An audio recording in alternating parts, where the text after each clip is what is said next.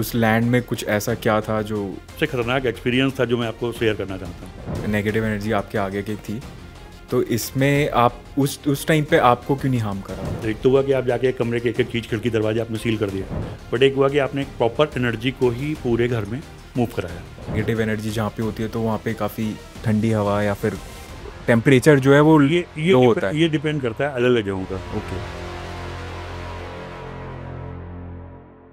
गुड़गांव वाले केस में क्या था? गुड़गांव वाले केस में वहाँ पे जो प्रॉब्लम थी वो लैंड से रिलेटेड थी। ओके, उस लैंड से ही रिलेटेड केस था। तो आमतौर पे जब लैंड से रिलेटेड एनर्जीज होती हैं, नेगेटिव एनर्जी होती है, उनको हटाना बड़ा मुश्किल काम होता है, क्योंकि वो उस जगह को अपना घर मान लेते हैं। ओके जब ऑब्जेक्ट्स होते हैं तो आपने ऑब्जेक्ट रिमूव कर दिया, जी। वो एनर्जी वहाँ से उस ऑब्जेक्ट के साथ ही चली गई। लेकिन जो इस टाइप के केसेस होते हैं वो ज़्यादा स्ट्रांग भी होते हैं, बहुत पावरफुल होते हैं, और उनको हटाना बड़ा मुश्किल काम हो जाता है, क्योंकि वो मान चलते हैं कि कुछ ऐसा है जैसे किसी के घर में कोई घुस जाए ये मेरा और आप है, उससे मैं जगह यहीं खा पे ली। रहता हूँ, आप लोग आए हुए हैं। हाँ, वो तो एक तरीके का अवैध कब्जा है, जिसको वो ये मानता है कि आप उनकी जगह पे घुस गए, राइट, और रहने वाला ये समझता है कि साहब हमारी जगह पे कोई चीज़ आ आ गई गया, है। राइट, तो वो तो वर्चस्व की लड़ाई है। बिल्कुल। तो वहाँ ज़्यादा प्रॉब्लम्स होती हैं। सो उस लैंड में कुछ ऐसा क्या था जो उस चीज़ को, उस पर्टिकुलर एरिया को नेगेटिव? उस पे सही मायने में देखा जाए कि वहाँ पे जो एनर्जी का मूवमेंट था, जी। उस समय हमारा पर्पज उसको जानना नहीं था। उस समय हमारा पर्पज था कि उसको हम कैसे रिस्ट्रिक्ट करते हैं, ओके। उस घर के लोगों को कैसे उससे वो किया जाए। तो उसको एक एरिया में रिस्ट्रिक्ट करने का जो हमारा पहला एक्सपीरियंस एक तरीके से कह भी सकते हैं, जो कि मेरा पहला एक्सपीरियंस भी था और सबसे ये भी था। तो वहाँ पर क्या पहला ही एक्सपीरियंस डेडली हो गया आपका? पहले ही कहते हैं ना, सिर मुड़ाते ओले पड़े। Right, right, right. तो वो चीज़ थी। तो वहाँ जाकर के जब उसको देखा, तो वैसे तो उसका एक एरिया था, वो ड्राइंग रूम या सीढ़ियों के था, 3 मंजिला वो कोठी थी जी। जिसपे। तो मेरा जो फ्रेंड था, उस घर का ओनर, ने उससे कहा यार एक काम करते हैं, तो ये तो साथ साथ चल रहा है, हम लोग एक एक एरिया को ब्लॉक करते जाते हैं एनर्जी वाइज। ओके। जो हमारी पुरानी हीलिंग टेक्निक्स थी उसमें आप क्या करते थे, हर कमरे में जाते थे, उस कमरे को ब्लॉक कर देते थे कि इस कमरे में कोई नेगेटिव एनर्जी ना आने पाए। ओके, तो हम एक एक एरिया करते जाते हैं, लास्ट में एक एरिया कोई खुला छोड़ देंगे, वो उतने में ही रहेगा वो। ठीक है, फिर वहीं उसको रिस्ट्रिक्ट कर देंगे। उसको बस, बाकी घर में तो आप घूम ही नहीं सकते, तो फिर आप उसी जगह पर रह गए अपने आप। यहाँ पर एक रिवर्स थ्योरी थी, जैसे आरओ में होता है ओके, कि नॉर्मल फिल्टर क्या करते हैं, हमारे पानी में से गंदगी को छान लेते हैं, राइट। बट आरओ में क्या होता है कि हम पानी को छान लेते हैं गंदगी में से। तो यहाँ पे उल्टा था कि हमने एक एक एरिया रिस्ट्रिक्ट कर दिया, वो बाकी जो बचा एरिया वो उसका, और वो उस एरिया में हमें जाना ही नहीं है। उस समय मेरी पहली थ्योरी थी, तो मैंने उसको इसी तरीके से काम किया था, तो मैं कर रहा था। लेकिन जो सबसे खतरनाक एक्सपीरियंस था जो मैं आपको शेयर करना चाहता हूँ, कि जैसे हमने ये कहा गया, उस घर में ज़्यादा लोग नहीं रहते थे, 2-3 लोग ही रहते थे। तो ये कहा गया था कि आप अपने अपने कमरों में रहें, क्योंकि हम उतना एरिया ब्लॉक करते जाएंगे। राइट। लेकिन शायद पहला केस था, या शायद सीखना सा चीज़ों को, आप हर बार कहीं ना कुछ सीखते हो। एग्जैक्टली। उनके यहाँ एक लेब्राडोर थी, ओके। उस पर किसी का ध्यान नहीं गया। अच्छा, फैमिली मेंबर्स को हो गया, बट फैमिली पेट मेंबर्स उनका? हम लोगों ने गाँव गया, और पेट्स पे ध्यान दे ही नहीं पाए थे कि ऐसा भी कुछ हो सकता है। ओके। तो जब हम लोग स्टेयर्स चढ़ रहे थे, वो साथ साथ ही चढ़ रहा था, दिख रहा था, बट एक तरीके से हम लोग ब्लॉक करते जा रहे हैं, धीमे धीमे किसी को हटाते जा रहे हैं। Right, right. एंड वो एक ऐसा केस था कि अचानक से वो फर्स्ट फ्लोर पे थी, और वो दरवाजा खोल के बाहर आ गई। हमने वो उसी की तरफ थे, तो वो एरिया तो ब्लॉक था नहीं, एनर्जी वाइज जिधर का एरिया ब्लॉक था, हम कुछ नहीं कर सकते थे। वो गलती भी थी मेरी, और चीज़ें भी थी कहाँ पर हमने डायरेक्ट देखा था कि ये कितनी खतरनाक हो सकती हैं। उसने उसका पैर तोड़ दिया। ओके। वहाँ पे जो भी वो नेगेटिव एनर्जी थी, उसने उस लेब्रा का ऐसे पैर तोड़ दिया, और हम कुछ नहीं कर सकते थे सिवाय इसके कि हम सो जैसे वो आपके साथ चल रहा था, तो आगे आगे चल रहा था। तो जैसे आप स्टेयर्स पे चल रहे थे और वो नेगेटिव एनर्जी आपके आगे की थी, तो इसमें आप उस टाइम पे आपको क्यों नहीं हार्म करा उस चीज़ ने? जैसे उन्होंने कहा कि एनर्जीज होती हैं जो ब्लॉक कर देती हैं। ओके। हम लोग एक तरीके की हीलिंग थेरेपी में एक तरीके की वर्चुअल वॉल क्रिएट करते हैं। ओके। तो जो उस एरिया के अंदर था उसको वो हार्म नहीं कर सकता था। ओके, जो उस एरिया तो के आप बाहर उस था, वॉल के अंदर थे, बट वो जो पेट था वो उस तरफ से निकला था, क्योंकि वो फर्स्ट फ्लोर से आया था। ओके। तो प्रॉब्लम हो गई थी कि, और आप अचानक से ऐसा कुछ भी नहीं कर सकते हो कि कोई चीज़ आपके हाथ में, आपने उसको बचा लिया। वो तो आप प्रॉपर हीलिंग थेरेपी करते हुए जाते हो, धीमे धीमे उसको आप रिस्ट्रिक्ट कर रहे थे। तो धीमे धीमे ग्राउंड फ्लोर, फर्स्ट फ्लोर की हीलिंग करते हुए हम सेकंड फ्लोर पे पहुंचे, और एक पर्टिकुलर एक छोटा सा कमरा था जो कि उनके यहाँ स्टोर की तरीके से यूज होता था। हमने सिर्फ उस कमरे को छोड़ करके बाकी पूरे घर को ब्लॉक कर दिया एनर्जी वाइज। तो उसका उतना ही एरिया रह गया, वो उस एरिया से बाहर नहीं निकल सकता था। सिर्फ वो रूम उसके लिए रिस्ट्रिक्टेड। वो एक तरीके से उसको रूम अलॉट हो गया ओके। कि आप अपने रूम में रहो, किसी को डिस्टर्ब मत करो। राइट। बट कंडीशन यही थी कि उस रूम को फिर बाकी लोग यूज नहीं कर सकते थे, ऑब्वियसली। राइट। क्योंकि अगर आप फिर उसके एरिया में जाते हो तो आपके साथ रिस्क थी, और हम लोग देख चुके थे कि पेट इस को के संग जो पेट के संग क्या हुआ राइट था। Right right. तो दिक्कत तब इसके आई। बाद ये सब ठीक हो गया, नॉर्मल हो गया उनका। हाँ, उनके यहाँ कुछ महीनों तक तो चीजें ठीक चली, ओके। लेकिन 2-3 महीने बाद अचानक से फिर से प्रॉब्लम आई उनके यहाँ। उसके मूवमेंट फिर से पूरे घर में दिखाई पड़े, ऐसा और क्यों? ज्यादा एग्रेसिव। और ज्यादा एग्रेसिव? आप किसी को बंद कमरे में कई दिनों तक बंद रखो और खुला छोड़ दो, तो या तो जाहिर सी बात है उसका असर इरिटेट पड़ेगा होगा ही। थोड़ा और होगा वो तो एनर्जी। नॉर्मल भी है। अगर आप किसी मतलब पेट को भी बंद कर दो एक कमरे में और खोलोगे तो वो अटैक करेगा या किन्हें एग्रेशन दिखाएगा। राइट। तो सेम उस एनर्जी के संग भी था एक तरीके का। तो तो मैं इसका दोबारा, क्या रीजन था कि? हाँ, मुझे जब बुलाया गया उस घर में, ओके। दोबारा बुलाया गया कि इस तरह की प्रॉब्लम है, मैं फिर से गया बीइंग ए फ्रेंड। तो जब मैं उस घर में गया तो मैंने देखा, तुमने कहा नहीं यार, कुछ ना कुछ तो ऐसा हुआ है जो कोई उस कमरे में गया है, हम्म। और अगर वो उस कमरे में गया है तो जो गया होगा निश्चित तौर पे उसके संग में कुछ ना कुछ हादसा हुआ होगा। तो पहले तो उन्होंने बताने से थोड़ा सा इनकार किया मुझे, जी। बट बाद में बहुत इंसिस्ट करने पर उन्होंने बताया कि हाँ, उन्होंने अपनी मेड को वहाँ भेजा था मेड को भेजा था? किसी काम से, ऊपर कुछ कमरे में बट उनका उन्हें सामान तो रखा। पता था ना कि ये रिस्ट्रिक्टेड अब एरिया है, वो तो यही इंसानी गलती है, या कह सकते हैं हमारा ह्यूमन नेचर है। दोनों चीज़ें हो सकती हैं कि या तो आप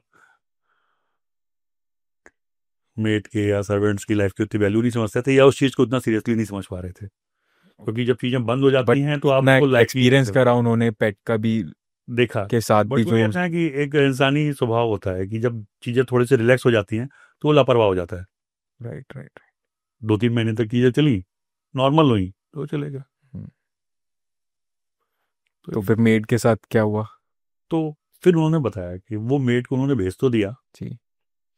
लेकिन जैसे ही उसने दरवाज़ा खोला वहाँ पर उस सामान के लिए, उसको एक झटका लगा और वो सीढ़ियों से स्लिप करके नीचे गिरी। बाद में मुझे पता चला कि उस टाइम वो प्रेग्नेंट थी और उसका मिसकैरेज भी हो गया था।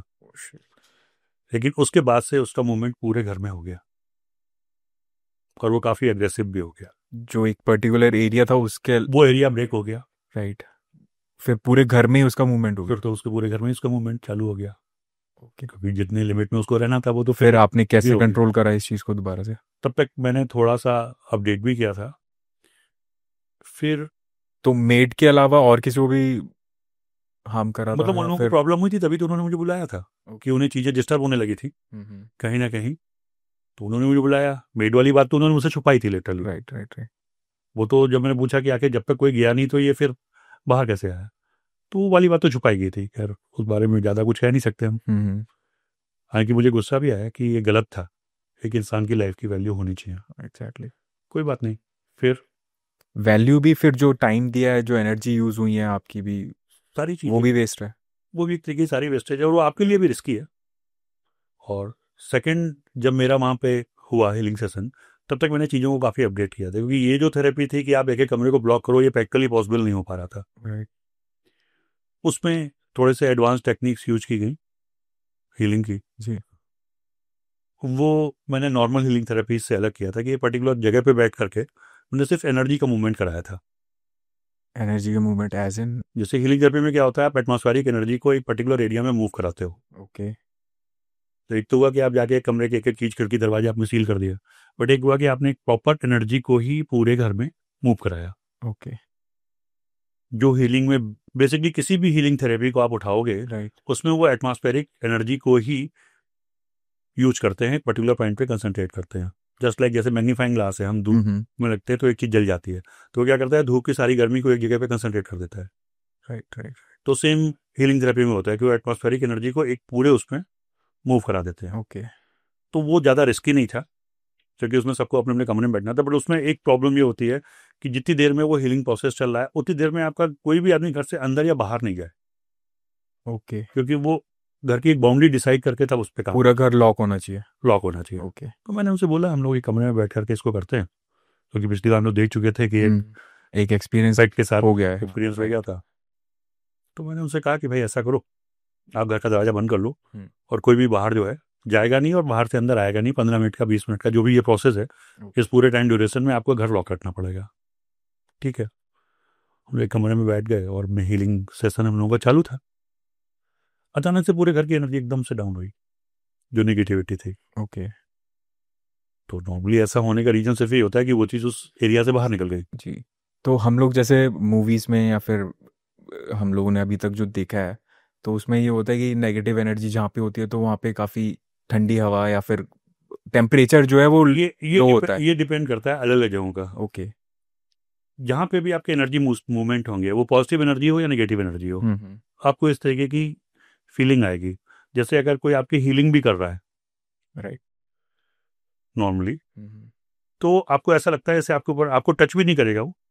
अगर मैं बहुत बेसिक रेकी हीलिंग की बात करता हूँ, तो उसमें जब आपके ऊपर से वो हाथ, जो भी हमारा चैनल है, रेकी चैनल बोलते हैं, जो रेकी चैनल है वो उसका आपके ऊपर से जब हाथ घुमाता है, तो आपको ऐसा फील होगा जैसे आपके ऊपर से एक बोरा सा चलता हुआ जा रहा है।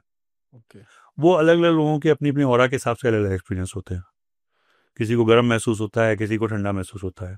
बट आमतौर पे देखा गया है ठंडा वहाँ महसूस होता है जहाँ उनकी ऑरा में कोई ब्लॉकेज होती है। ओके। जैसे किसी पर्टिकुलर प्रॉब्लम है, उनके घुटने में प्रॉब्लम है या क्या है, तो उस जगह पे उनको वो फीलिंग गर्म की बजाय ठंडा आएगी जब हाथ हमारा वहाँ से मूव करेगा। जी। अदरवाइज उनको गर्म आएगा। वो कितना एब्जॉर्ब कर रहा है या एमिट कर रहा है, वो हीलिंग के पार्ट्स हैं। तो ये चीज़ें होती हैं। फिर उसके बाद कैसे हील करा वहाँ पे? तो वो जैसे ही घर की एनर्जी एकदम से डाउन हुई, तो मुझे ऐसा हुआ कि कोई ना कोई तो घर से बाहर निकला है, क्योंकि अचानक से गुस्सा हुआ है। तो मैंने पता किया, तो मालूम पड़ा कि उनका एक सर्वेंट था ओके। जो दरवाजा खोल के पीछे आउट हाउस में चला गया था। ओके। तो क्योंकि वहां से, उस पर्टिकुलर एरिया से, वो एनर्जी का जो प्रेशर था वो खत्म हो चुका था। अब ज़्यादा जरूरी था कि जो इतना एग्रेसिव है वो कहीं पे भी नुकसान पहुंचा सकता है। और उसके बाद और हो गया वो एग्रेसिव। तो और जब आप किसी को घेरने की कोशिश कर रहे हो तो वो Right. चीज़ ज़्यादा खतरनाक हो ही जाती है। तो मैं तुरंत में, चलिए आप जो भी गया है पहले तो ये पता करो कौन गया, और उसके आउट हाउस पे वहाँ चलना बहुत ज़रूरी है, वरना कुछ डैमेज हो सकता है। सो वो नेगेटिव एनर्जी उसके साथ चली उसके गई थी, साथ move सर्वेंट कर के गई साथ। थी। जैसे ही हम लोग आउट हाउस से पहुंचे कि वो दिखती थी, right right right. 7.5 as you 7.25 हाँ। के आसपास थी, तो दिखती थी। तो हमने वहाँ पहुंचे तो मालूम पड़ा कि वो, उसकी मौजूदगी वहाँ पे थी। ओके। तो वो तो एक छोटा सा आउट हाउस में एक छोटा सा कमरा ही था, तो जिसको हील करना बड़ी बात नहीं थी। बट नो डाउट, उसने उस सर्वेंट को हार्म करा या फिर? नहीं, उतना मौका मिला नहीं। तो सेकंड्स में ही सारा काम 2 मिनट के अंदर हो ही गया था। उतना टाइम तो राइट। आपने दिया ही नहीं ना उसको। जब आप वहाँ पहुँच गए और हमने फिर वहाँ कोई एनर्जी ब्लॉक किया, वहाँ की एनर्जी को हील किया, बट उसके बाद वो गायब हो गया। और सच बोलूँ तो उसके बाद मेरे अंदर भी इतनी एनर्जी नहीं थी कि मैं और ज़्यादा कुछ कर पाता। रात भी हुई थी, और आप बहुत सारी जगहों को एक साथ हील नहीं कर सकते, क्योंकि कहीं ना कहीं आप ड्रेन आउट होते हो। एग्जैक्टली। मेंटली भी आपको थकान होती ही है। वो वापस से भाग के घर के अंदर आ गया था, लेकिन अब हम कुछ नहीं कर सकते थे सिवाय इसके कि मैं उन लोगों को बोल गया था कि भाई अब आप ख्याल रखना, दूसरे दिन से पहले अब इसको मैं हीलिंग नहीं करूँ।